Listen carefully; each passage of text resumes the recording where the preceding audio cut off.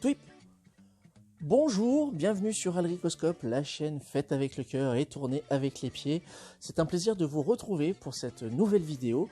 En guise d'introduction, j'ai envie de souhaiter la bienvenue aux nouvelles personnes qui se sont abonnées suite probablement à la dernière vidéo de Max Faraday qui a teasé le live qui aura lieu sur ma chaîne vendredi. J'en reparlerai en fin de vidéo. J'aimerais également en profiter pour remercier ouvertement, encore une fois, mon fils qui m'a fait ce joli cadeau.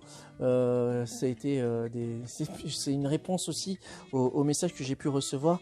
Qu'est-ce que c'est que ces petits machins là derrière? Ce sont des pixel art à l'effigie de Breath of the Wild, le jeu Zelda sur Switch. Donc on a Link ici et Daruk, le prodige des Goron. J'aime beaucoup, donc je me suis dit voilà, je vais les intégrer dans le set et même si c'est pas du comics, tant pis, qu'importe. Et avec sa grande sœur, il m'a offert ce petit bébé Yoda.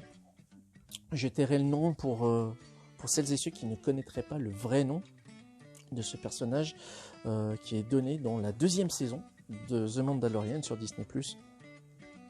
En même temps, l'information circule tellement vite maintenant que vous devriez probablement déjà le savoir. Mais ça ne viendra pas par moi. Comme ça, je ne vous cacherai pas le plaisir de la découverte. Voilà pour l'introduction. Maintenant, on va rentrer dans le vif du sujet, à savoir qu'on va parler encore de Batman, on va encore parler de DC Comics, mais on va parler d'une histoire en particulier de Batman, un Batman qui a quand même vécu déjà depuis de très nombreuses années, et à un moment où DC Comics a décidé de faire un reboot intégral de son catalogue et de tout remettre au numéro 1, l'intégralité de leurs titres, que ce soit Batman, que ce soit Justice League, que ce soit Swamp Thing, que ce soit Flash, Green Lantern et consorts. Batman en fait partie également, et pour le coup ils ont fait appel à Scott Snyder et il a décidé de nous pondre un récit à la fois inédit et à la fois complémentaire à la mythologie de Batman, et c'est un tour de force qu'il a réussi avec brio, avec Greg Capullo au dessin. Je veux bien évidemment parler de La Cour des Hiboux. Alors je suppose que vous connaissiez déjà le titre, si ce n'est pas le cas, bah, écoutez, j'ai envie de vous dire, foncez sur ce titre-là qui est pour moi vraiment un pilier du genre, car pour moi il rassemble ce qui fait l'essence même de Batman. Alors déjà, pour vous dire, pour celles et ceux qui ne connaissent pas Greg Capullo, c'est un dessinateur que j'avais moi d'abord découvert sur le titre Spawn de Todd McFarlane dans les années 90. Et plus précisément sur son premier numéro, il était dessinateur sur un numéro qui était scénarisé par Alan Moore, excusez du peu, dans lequel c'était Houdini qui apprenait un petit peu des ficelles à notre ami Al Simmons.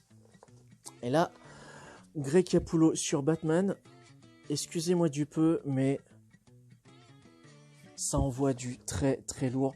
C'est esthétique, c'est nerveux, c'est détaillé, c'est juste magnifique. C'est une très bonne histoire en plus de ça. Je vais y revenir juste après, mais je ne peux pas résister à l'envie de vous montrer quelques planches rapidement pour vous donner envie. J'essaye de pas trop spoiler non plus. Alors, pourquoi je dis que c'était un tour de maître, il faut savoir que Scott Snyder a créé, pour cette histoire, un élément inédit dans la mythologie de Batman. C'est-à-dire qu'on n'a pas affaire à une histoire avec le Joker, avec Killer Croc, Poison Ivy ou je ne sais quel autre super vilain dont on aurait connaissance. Je me rends compte que j'ai pris 2 écouteurs alors qu'en fait un seul suffit pour garder le micro. Ouais, ça fait un peu envoyé spécial comme ça. En direct de mon plancher. Du coup, j'en perds le fil. On a affaire donc à un récit à la fois super héroïque, puisque Superman et Bruce Wayne vont être mis à mal par une mystérieuse organisation.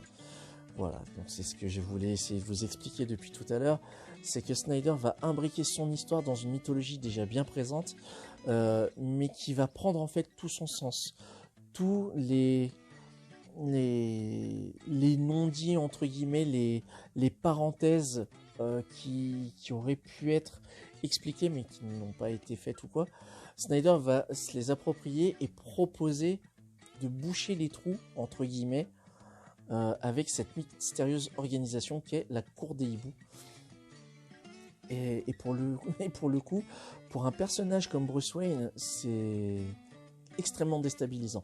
Dans le sens où vous savez que Batman est quelqu'un d'extrêmement réfléchi, quelqu'un de très intelligent, qui est, excusez du peu, le meilleur détective de Gotham. C'est pas pour rien qu'il est apparu dans les pages de Detective Comics, puisque c'est un personnage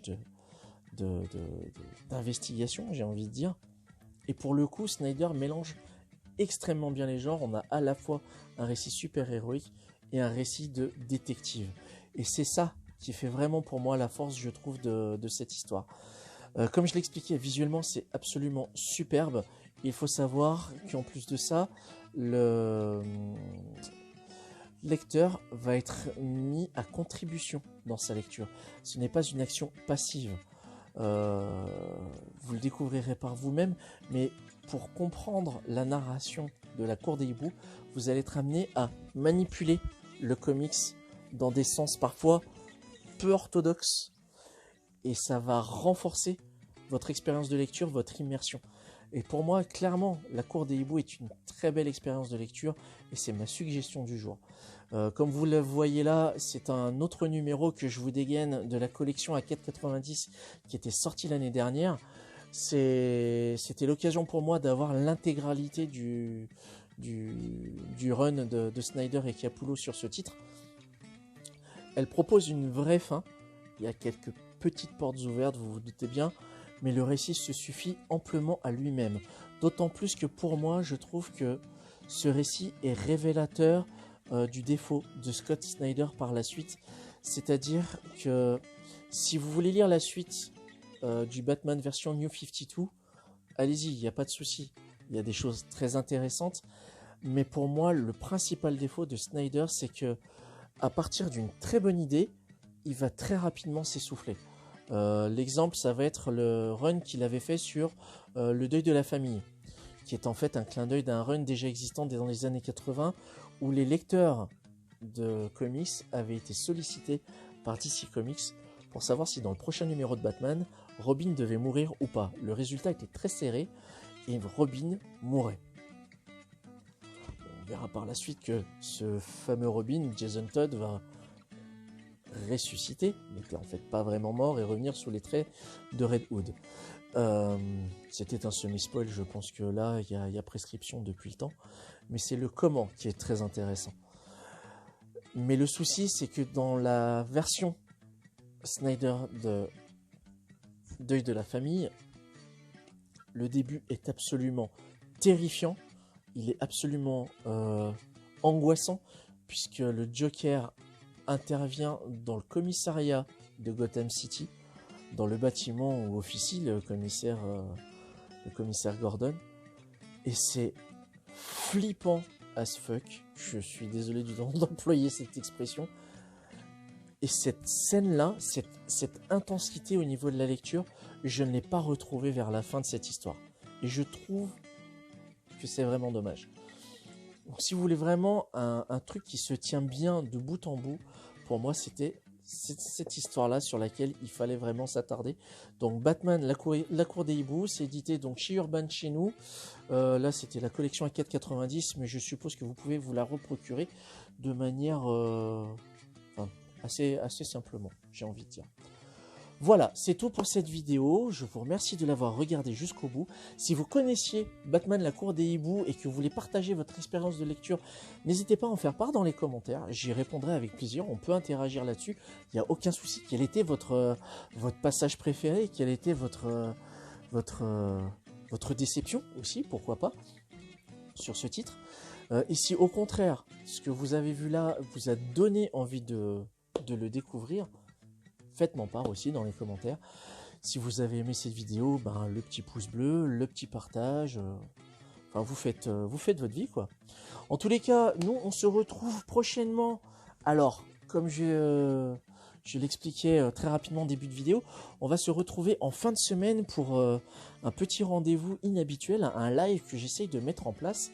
Un petit rendez-vous toujours orienté sur le thème du comics, mais dans son sens le plus large.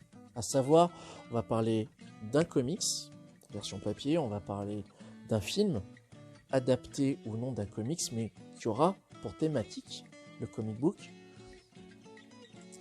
Et on terminera probablement sur une série.